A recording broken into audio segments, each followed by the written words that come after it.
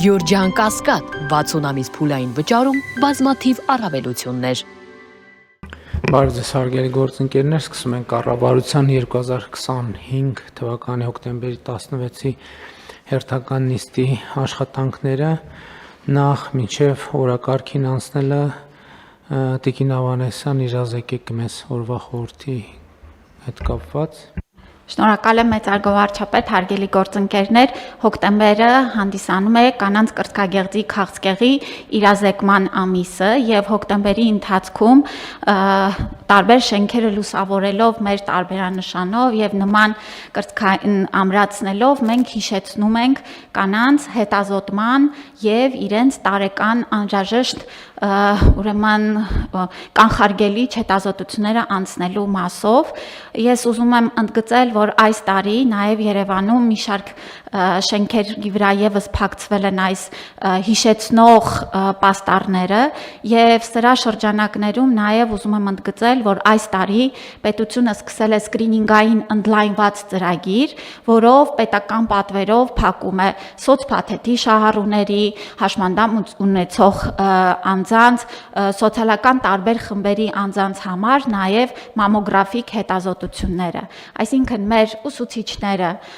բժիշկները, տարբեր պետական ծառայողները, զինծառայողների ընտանիքի անդամները կարող են անվճար հետազոտվել եւ մեր կարգախոսն է, որ մեկ հետազոտությունը կարող է կյանք փրկել։ Պետք է հիշեցնեմ, որ կրծքագեղձի քաղցկեղը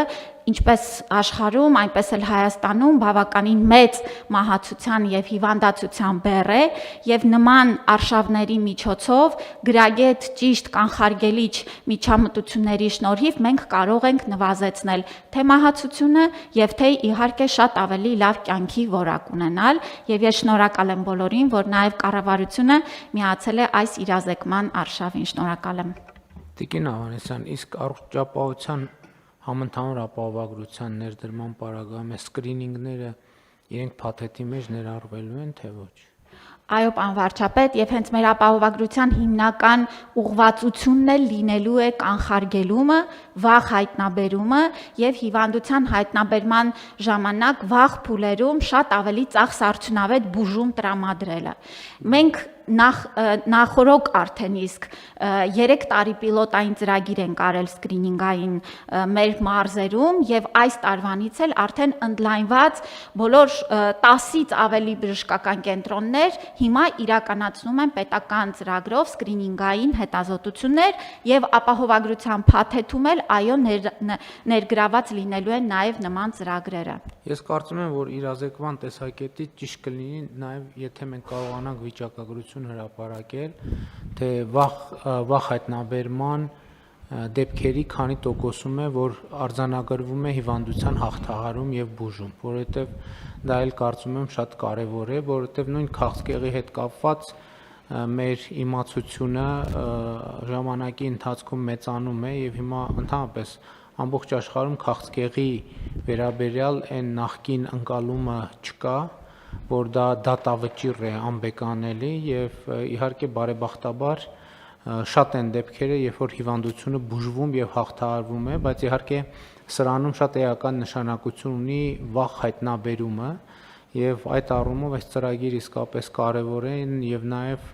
այո ճիշտ նշեցիք, ցավոք կրծքագեղձի քաղցկեղը Հայաստանում տարածված ձևերից մեկն է եւ շատ կարեւոր է, որ մենք այստեղ իհարկե նաև հանրային պատշաճ միջավայր ձևավորենք, որպեսզի քաջալերենք մեր կանանց, որպեսզի նրանք հաճախակի կամ սահմանված ժամանակահատվածում այդ հետազոտություններն անցնեն։ Իհարկե առողջապահության համընդհանուր ապահովագրության համակարգի ներդրումով այս խնդիրը ավելի ինստիտուցիոնալ հենքի վրա կդրվի։ Շատ լավ, եթե լրացնելու բան չունեք։ Ուղղակի ավելացնեմ, պարոն վարչապետ, որ վերջին տարիների միջամտությունները այդ սկրինինգային ծրագրերի անգամ հատվածական ներդրումը, վիրահատությունների պետական պատվերով փոխհատուցումները, որոշակի դեղորայքի տրամադրումը արդեն իսկ մեր վիճակագրության վրա շատ լավ ազդեցություն է ունեցել եւ մենք եւ 23 թվականի եւ 24 թվականի վիճակագրական տվյալներով ունենք մահացության նվազում քաղցկեղի հիվանդության հիվանդությունների պարագայում։ Մենք ունենք հայտնաբերման ավելացում, բայց մահացության կրճատում, ինչը լավ ընթացք է, եւ սա է մեր նպատակը, որ մենք հնարավորինս վաղ հայտնաբերենք, հնարավորինս շատ հայտնաբերենք բոլոր արկա դեպքերը եւ ճիշտ արդեն բուժման արդյունքում ունենանք լավ ելքեր։ Հիմա էլի խնդրում եմ ներեցեք ինձ կրկնաբանության համար, բայց էլի մտքովս ոչ թե մտքովս անցավ, այլ էլի հասկացա, որ սա էլ է այդ դեպքը, որովհետև ես վերջին օրերին հատկապես շատ ասում եմ եւ արձանագրում եմ, որ Հայաստանի Հանրապետությունում չկա թեկուզ մեկ խնդիր, սա արդեն գրեթե վերջնական հիմա կհետևեմ արձագանքներին տեսնեմ գուցե ինչ որ մի բան բացեմ թողել, բայց չկա գետ մի խնդիր, որի լուծումը չի անցնում կրթության միջոցով։ Սա էլ է այդ դեպքերից, որովհետև ինչպես այս խնդրի հետ առնչվել, ինչպես մենք այս գիտելիքը պետք է խոստովանենք, հարգելի գործընկերներ, պետք է խոստովանենք, որ չունենք այդ գիտելիքը։ Էս էլ է այն թեման, որի լուծումը անցնում է կրթության միջոցով։ Եվ էլի ասում եմ, ես փորձում եմ վերհիշել իմ վարչապետի պաշտոնում իմ գործունեությունը դրանից առաջ պատգամավոր, դրանից առաջ եւ չեմ կարող մտաբերել որևէ մի հարց, որի լուծումը չի անցնում կրթության միջոցով եւ մեր բացարձակապես բոլոր ոլորտների բոլոր հարցերի լուծումը անցնում է կրթության միջոցով։ Եթե մենք գծել ենք գիծ ուղի որևէ հարցի լուծման, որը կրթության միջոցով չի անցնում, ուրեմն դա լուծում չի, դա ընդամենը ձևակերպում է, որը ոչ մի արդյունք չի տալու եւ էս էլ է շատ կարեւոր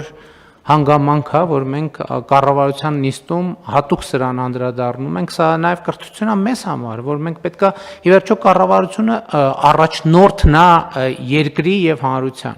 Եվ կառավարությունը այո պետք է առաջնորդի այդ թվում այս դեպքում մարդկանց իրազեկելով, մարդկանց ցույց տալով, մարդկանց հորդորելով, խնդրելով, ճանապարհը ցույց տալով, որպեսզի մենք էլի չգնանք ամենավերջին կետերին հասնենք, երբ որ մեր օգնություններն ու աջակցությունները ընդամենը մխիթարանքեր դե հա մարդիկ մեկա ոչ մի բան չէր փոխվի, բայց սրտի մխիթարություն անտարբեր չգտնվեցինք, մի բանով օգնեցինք, իմանալով, որ ոչ մի բանով չենք կարողանալու օգնել։ Հիմա այսպես այս մեթոդով մենք կարող ենք օգնել եւ յուրաքանչյուրը ինքը իրեն կարող է օգնել եւ իմ կոչն ու խնդրանքն է մեր հարգելի կանանց, որպեսզի նրանք անպայման այս կանխարգելիչ հետազոտությունները անցնեն։